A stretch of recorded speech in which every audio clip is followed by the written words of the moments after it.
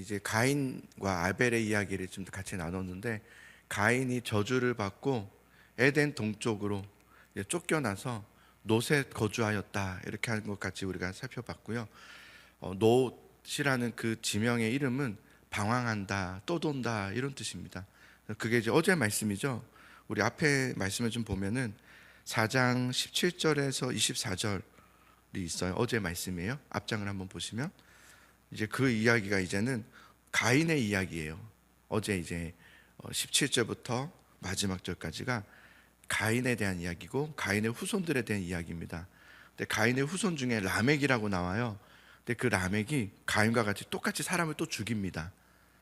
그 죽인 이유가 뭐냐면 그가 자기한테 상처 줬대요. 그래서 죽였대요. 기분 나빠서 죽였대요. 그러니까 이 가인의 후손은 역시나 이 가인의 나라, 가인의 죄된 시대를 계속 이어져 가고 있고, 또 17절부터 24절까지는 가인의 후손들을 통해서 이 죄의 나라가 또 확장되고 있고 발전되고 있다는 것을 보여주고 있어요. 그러면서 이 라멕이요, 가인의 자손인 라멕이 일부 다체절을 또 바로 적용시키고요. 그리고 사람들을 죽였고, 죽이고 나서 한 말이 뭐냐면 이렇게 얘기해요. 우리 조상이었던 아버지였던 하나님께서 가인을 죽인 자는 7배나 벌을 받을 것이라고 했는데, 그러면서 나를 만약에 누가 죽이면 그건 70배나 받으리라. 그러면서 하나님의 말씀을 굉장히 자기 멋대로, 사탄은 하나님의 말씀을 자기 멋대로 해석하죠. 네, 자기 멋대로 해석해서 그걸 가지고 말씀을 전하고, 또 그것을 자기의 말씀의 삶에 적용시키는 이 뱀의 모습을 그대로 답습하고 있는 가인의 그 나라를 보게 되죠. 예. 그것이 이제 어제까지의 말씀이었고요. 그 다음에 그러나 25절, 어제 이제 4장 25절 마지막 부분부터 26절까지를 보면은 하나님께서는 그런 시대 속에서 아담과 하와에게는 죽은 아벨을 대신해서 또 새로운 자녀를, 또 다른 씨를 주셨다라고 했어요. 다시 시작하게 하신 거죠. 아벨을 통해서 세우셨던, 아벨을 통해서 그 죽었던, 멈췄던 그 하나님 나라를 하나님께서는 다시 시작하시는데, 그 이름이 바로 셋이었어요. 셋을 통해서 하나님의 나라를 다시금 세워가시는 모습을 보게 되죠. 그러면서 셋의 아들이 있었는데 셋의 아들은 에노스였다. 이게 4장 26절에 나오고요. 그런데 말씀을 보면 그때의 사람들이 비로소 여호와의 이름을 불렀더라, 이렇게 되어 있는 것을 보게 돼요. 이게 무슨 말일까요? 셋을 낳으면, 이렇게 셋이 이제 에노스를 낳으면서 사람들이 비로소 여호와의 이름을 불렀다는 것은 뭐냐면 예배가 다시 시작됐다는 거예요. 그 아벨의 예배가 다시 시작됐다는 거죠. 하나님께서 예배를 얼마나 중요하게 여기시는지, 예배라는 것이 도대체 무엇일까를 다시 한 번 더 생각하게 하는 대목입니다. 오늘날 우리들의 예배의 이해가 어느 정도일까를 생각해 보면, 예배는 그냥 교회 다닌 사람들이 가는 곳, 그래서 좀 더 유별난 사람들이 새벽 예배도 드리고, 좀 유별난 사람들이 평일에 수요 예배도 드리고, 뭐 이런 거 아닌가? 뭐하러 그렇게까지 하나? 뭐 이렇게 예배를 굉장히 가볍게 여기는 시대인 것 같아요, 지금은. 그런데 성경에서는 예배를 굉장히 무겁게 얘기합니다. 아주 중요하게 얘기하죠. 이게 이제 우리가 정말 창세기를 통해서 배우게 되는 대목입니다. 아벨의 예배가 회복되었다는 거예요. 가인의 나라가 왕성해져 가고요. 가인의 아들들이 막 막 나오잖아요. 야바에도 나오고 막 그러잖아요. 그런데 그렇게 대단하게 왕성해져 가는 가인의 나라 속에서, 죄된 그 나라 속에서 하나님은 셋과 에노스를 통해서 하나님 나라인 천국인 예배를 시작하게 하시는, 회복하게 하시는 그 이야기가 나오게 되고요. 오늘날 여전히 이 시대에는요, 가인의 나라가 있어요. 이 시대는 가인의 나라가 있어요. 그러나 이 가인의, 저를 한번 보실래요? 이 가인의 나라 중에서 하나님의 나라가 있어요. 하나님의 줄기가 있는 거예요. 창세기 때부터 그 하나님 나라의 줄기는 지금까지 흘러가고 있어요. 그리고 어디로 맞춰져 있냐면 다시 오실 예수 그리스도, 그분께로 맞춰져 있어요. 우리가 주목해야 될 것은 하나님 나라예요. 가인의 나라가 어떻게 하면 좀 더 나아질 수 있을까? 가인의 나라가 어떻게 하면 좀 더 유토피아가 되어지며 더 나은 세상이 될 수 있을까? 아닙니다. 우리가 주목해야 될 것은 가인의 나라의 회복이 아니라 하나님 나라의 회복이에요. 그걸 위해서 우리는 부르심 받은 존재인 거예요. 그게 바로 예배이고요. 그래서 오늘날 하나님은 여전히 모든 성도는 아닙니다. 참된 성도들을 통해서 예배를 드리게 하시고 그 드리려는 예배를 하나님은 받고 계세요. 지금도 오늘날 이 시대에도, 이 시간에도 참된 예배자들은 하나님을 예배하고 있어요. 새벽에 깨어서 주님은 그 참된 예배자들을 통한 예배를 받고 계세요. 지금 이 시대도. 그래서 저는 너무 기뻐요. 내 예배를 받으신 하나님 앞에 예배함이 너무 즐거워요. 너무 감사하고. 그러면서 예배를 통해서, 그 참된 예배자의 예배들을 통해서 하나님 나라는 계속 이어가게 하고 있고 하나님의 나라를 확장하고 계세요. 그러면서 이제 오늘 5장으로 넘어와서요, 아담의 계보가 또 다시 나와요. 아담의 계보 해가지고. 그런데 설명하는 게 뭐냐면 사람에 대한 얘기예요. 사람은 모두 하나님의 형상으로 지음받았다라는 것을 다시 상기시키면서, 사람은 하나님 안에 거할 때, 사람이라는 주 존재는 다시 한번 얘기하는 거예요. 가인의 나라와 하나님의 나라를 같이 잠깐 보여줬잖아요. 그러면서 다시금 사람이란 하나님 안에 거할 때 하나님이 공급해 주시는 은혜로 살아가는 존재이다라는 것을 보여줘요. 하나님 안에 깊이 거하며 살아야 된다. 그것을 다시 얘기해줘요. 그러면서 6절부터는요, 이제 그 셋의 후손, 하나님이 아벨을 대신해서 주었던 그 셋의 후손들의 이야기가 이제 쭉 다시 나옵니다. 그러면서 21절부터, 그러다가 21절부터 24절에는 에녹의 이야기가 잠깐 등장하죠. 그 셋의 후손 중에서 에녹은 365세를 살았다. 365세를 살았는데, 되게 재밌는 것은 인생의 대부분인 300년을 하나님과 동행하며 살았다, 이렇게 얘기해요. 그의 인생 대부분은 하나님과 동행하며 살았대요. 에녹에 대한 이야기는 여기가 다예요. 더 나오질 않아요. 그런데 신약 성경에 나와요. 어디 나오냐면 히브리서 11장에, 믿음장에 에녹이 나오거든요. 근데 그때 보면 이렇게 말해요. 믿음으로 에녹은 죽음을 보지 않고 옮겨졌으니 하나님이 그를 옮기심으로 다시 보이지 아니하였느니라. 그는 정말 하나님께서 옮기셨다는 거예요. 그러면서 그는 옮겨지기 전에 하나님을 기쁘시게 하는 자라 하는 증거를 얻었느니라 그랬어요. 그 유다서에도 또 나와요. 유다서 1장에는 뭐라고 나오냐면 아담의 7대 손인 에녹이 이러면서 그는 사람들에게 예언하여 이르되 하면서 예언했던 말씀들이 있어요. 그러니까 우리가 에녹에 대해서 성경에서 전체적으로 알 수 있는 부분은 뭐냐면, 첫 번째, 그는 300년이라는 인생의 대부분의 시간을 하나님과 동행하였다라는 거 하나. 두 번째, 에녹은 그 300년이라는 대부분의 시간을 하나님을 기쁘시게 하는 삶으로 살았다는 거예요. 그렇게 여김받았, 너는 참 내 기쁨이다, 이렇게 여김받았다는 거예요. 세 번째, 그는 말씀을 전하는 예언자, 설교자, 말씀의 사람이었다라는 것을 보여줘요. 확 와닿지 않아요? 놀랍지 않아요? 와, 믿음의 삶이란 무엇인가가 정말 우리는 창세기부터만 잘 봐도 금방 배워져요. 창세기는 우리가 생각할 때는 태초에 천지를 창조하시고 뭐 아담이 죄를 짓고 뭐 이렇게 너무 막연하게만 봤지만, 깊이 묵상해 보면 우리에게 정말 믿음의 그 내공을 가르쳐 주시는 것 같아요. 믿음의 삶이란 무엇인가를 가르쳐 주는 이야기다는 생각이 들어요. 에녹이 하나님과 동행했다라고 했는데요, 동행이라는 말이요, 찾아보니까 걷다라는 뜻이거든요. 걷는다. 그러니까 하나님과 함께 걷는다. 그러니까 그는 인생의 대부분을 어떻게 살았다는 거예요? 하나님과 함께 걸었다는 거예요. 그게 동행이라고 하는 거더라고요. 이스라엘 백성들을 처음에 이제 출애굽한 다음에 뭐 훈련시켰을까요? 광야로 데려가셔서 훈련시키셨던 첫 번째가 뭘까요? 걸음마였어요. 걸음마부터 시작하는 거예요. 어떻게 해요? 낮에는 구름 기둥으로, 밤에는 불 기둥으로 그것을 따라오라는 거예요. 걷는 훈련하게 하셨어요.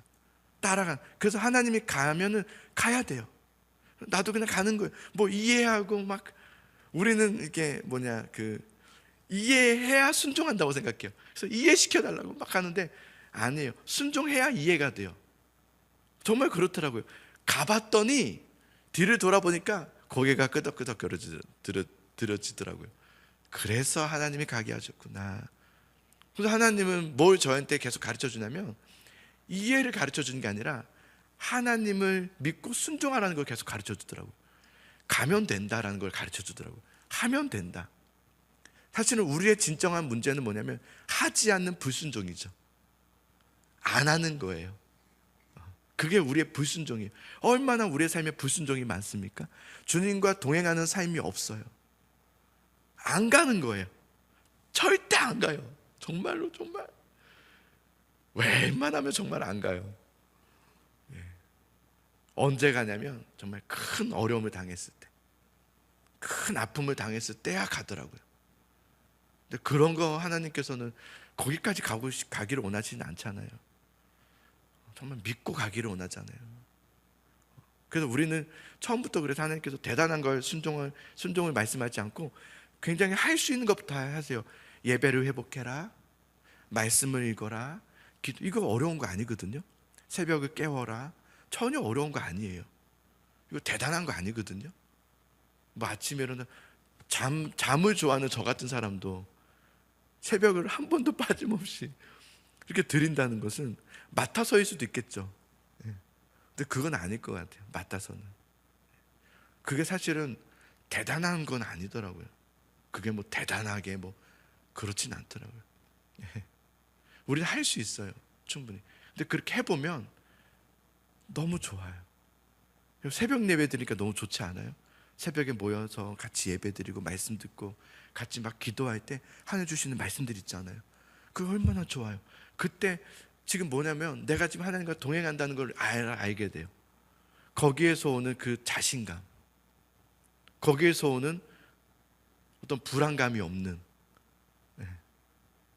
그 자신감이 생기죠. 하나님이 나와 함께 하시는구나. 때는 어려움이 옵니다. 이렇게 살아도요, 어려움이 와요. 힘듦이 와요. 왜냐면 저는 또 연약하니까. 그럼에도 불구하고 다시 또 일어날 수 있는 힘이 또 공급돼요. 그게 참 감사하다 생각이 들어요. 에녹이 하나님과 동행했다는 것은 그런 거예요. 하나님이 가면은 같이 가고, 움직이면 같이 움직였다가 멈추면 같이 멈추고, 정말 인도하심에 따라 같이 걸었다는 거예요. 그런데 특이한 것은 뭐냐면 하나님께서 그를 데려가셨다는 거예요. 죽음을 보지 않고 데려가셨다. 그래서 그는 실제로 죽지 않았어요. 우리 앞에서 아담과 하와에게 정령 죽으리라 그랬거든요. 흙은 흙으로 돌아가리라 그랬단 말이에요. 근데 에녹은 그렇지 않았어요. 에녹은 흙으로 돌아가지 않고 하나님께로 바로 올려졌어요. 육신 전체를 그대로 영육간에 그대로 올라갔다는 거예요. 그래서 제가 이거 좀 저의 이 해석이 좀 과한가 싶긴 생각도 드는데, 제가 이거를 계속 생각하면서 하나님 이게 무슨 뜻일까요? 이게 뭘까? 우리도 그러면 열심히 예수님 믿으면 안 죽고 올라간다는 건가? 그런 일이 없잖아요. 저도 되게 존경하는 목사님이 돌아가신 것도 봤거든요. 저렇게 존경하는 목사님이면 안 돌아가시고 이렇게 올라가셔야 될 텐데 그런 일이 안 일어나니까 이게 무슨 뜻일까라는 생각해 봤어요. 저 해석이 좀 맞는지 모르겠지만 이런 마음이 딱 들었어요. 묵상하면서 에녹은 이미 이 땅에서 천국의 삶을 살았다는 생각이 딱 들었어요. 이미 에녹은 이 땅에서 천국의 삶을 살았구나. 천국은 어떤 곳인가? 그래서 하나님은 창세기에서 천국을 말씀해 주신 것 같았어요. 천국이란 바로 에녹과 같이 하나님과 함께 걸으며 함께 동행하는 곳이 천국이다. 근데 에녹은 그것을 이 땅에서부터 그걸 누렸다는 거예요. 그거를 보여준다는 생각이 들었어요. 그래서 에노스 이야기, 우리 앞에 셋의 아들 에노스의 이야기, 하나님의 이름을 불렀다라 하면서 예배가 회복되었던 에노스에게를 하나님께서 말씀해 주셨잖아요. 아벨의 예배가 회복된 것을, 참된 예배가 회복된 것을, 그리고 에녹의 이야기를 이렇게 같이 보여주면서 저는 이런 생각이 들었어요. 우리에게 하나님께 요구하신다기보다 우리가 정말 주고 싶으신 참된 삶이란, 참된 믿음의 삶이란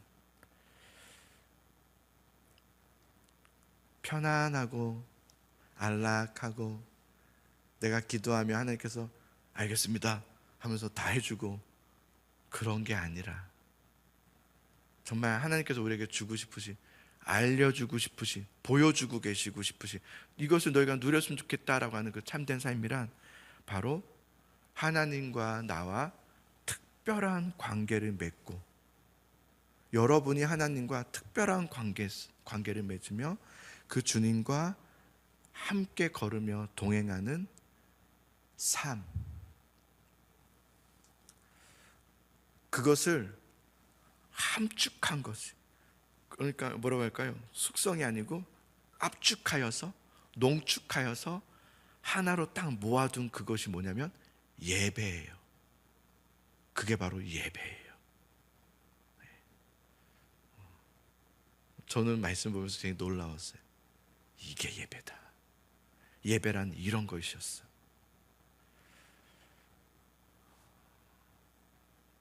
저도 예배를 그렇게 생각해 보지 못했던 것 같아요. 예배는 그냥 교회에서 만들어진 어떤 모임, 내가 선택하고 싶으면 하고 안 하면 안 할 수 있는 그냥 그런 것. 시간 되면 하고 시간 안 되면 안 하고, 그러니까 마치 종교 생활로 생각하게 될 때가 많았던 것 같아요. 우린 그럴 수 있을 것 같아요. 우린 그럴 때가 많았던 것 같아요. 그냥 종교 생활인 거죠. 그래서 얼마나 열심히 하냐, 뭐 여기에만 초점 맞췄던 것 같아요. 근데 창세기를 보면서 예배에 대해서 눈이 다시금 열리는 것 같아요. 눈이 띄는 것 같아요. 예배라는 것은 그런 게 아니었구나. 예배는 내 신앙이었고, 내 삶이었고, 하나님과의 관계였고, 하나님과의 동행이었고, 그게 바로 예배였구나. 그것을 압축한 것이 예배였구나. 그래서 오늘날 우리가 드리는 예배는 곧 천국인 거구나. 그래서 그 예배는 기쁨이 있고 감사가 있고 마음의 즐거움이 있는 거예요. 그리고 하나님과 동행하며 살고 말씀에 순종하며 살아가는 그 사람들이 모여서 드리는 그 예배는 은혜가 있을 수밖에 없고, 거기서 선포되는 말씀이 따가운 말씀도 위로가 돼요. 그렇지 않아요? 저는 하나님 말씀 보면서, 복에 대한 말씀 보면서 위로가 막 되는 것보다는 진실된 말씀을 보았을 때, 따가운 말씀을 보았을 때 저는 더 위로가 돼요. 내가 정말 그 말씀으로 살아갈 때, 하나님의 정말 농축된 말씀을 듣게 될 때 그게 얼마나 위로가 되는지. 요즘은 사람들은 따뜻한 말을 듣고 싶어 해요. 그래서 그냥 위로의 말, 그냥 그런 거 있잖아요. 여러분 예배 열심히 드리면, 또 성경 많이 읽으면 복 받습니다, 이런 거. 사람들이 이런 걸 되게 좋아해요. 단순하고. 하나님은 다 빠져 있고, 뭔가 이거 하면 하나님께서 복 주시고요, 이거 하면 하나님께서 뭐 자꾸 이런 거에만 초점 맞춰져 있는, 그래서 그런 사람들만 골라서 간증시키고, 그런 사람들의 이야기만 계속 들려줘서 기분 좋게 하고 도전하게 하고 막 축제를 하면서 기뻐하는 그런, 요즘에 그런 예배들의 흐름이 참 많은 것 같다는 생각이 들었어요. 근데 저는 사실은 그런 예배를 가면은 막 위로가 되진 않아요. 은혜가 되지 않아요. 오히려 진리의 말씀이 좀 선포될 때, 우리가 놓치고 있었던 그 말씀들이 선포될 때 저는 참 위로가 되더라고요. 왜냐하면 그렇게 믿음으로 살려고 노력하다 보니까 그런 말씀들이 더 귀를 기울여져요. 그리고 오히려 세상에, 가인 같은 세상에서 잘 살고 가인과 함께 어울리면서 가인의 세상에서 어떻게 하면 잘 살까가 저는 소망이 되지 않더라고요. 이 가인과 같은 세상 속에서 하나님 나라의 삶을 살고 싶다, 구별된 거룩한 삶을 살고 싶다, 그게 오히려 위로가 되더라고요. 그것이 바로 예배이고, 그 예배를 통해서 참된 천국을 누리는 것이, 그게 바로 신앙생활이구나 생각이 들었어요. 오늘 우리가 창세기 말씀이 여러분 참 깊죠? 생각보다 너무 깊은 말씀들이에요. 그래서 우리가 이 말씀을 이렇게 들었는데요, 말씀을 듣고 오늘도 종일 이 말씀을 좀 묵상하면서, 저는 아예 이거를 딱 펴놓고 살아요. 저는 아예 그날 말씀을 이렇게 펴놓고 그냥 계속 봐요. 이렇게 뭐 하다가도 이렇게 보다가 이렇게 하거든요. 한번 여러분은 각자 또 하시겠지만 그렇게 말씀을 계속 내 마음에 펴놓고 한번 살아보시면 좋을 것 같아요. 그렇게 하나님과 우리 에노스, 그리고 에녹과 같이 하나님과 동행하는 우리 모두가 될 수 있기를 간절히 소망합니다. 그럼 그렇게 하나님과 함께 합시다. 기쁨을 회복합시다. 우리 같이 기도합시다.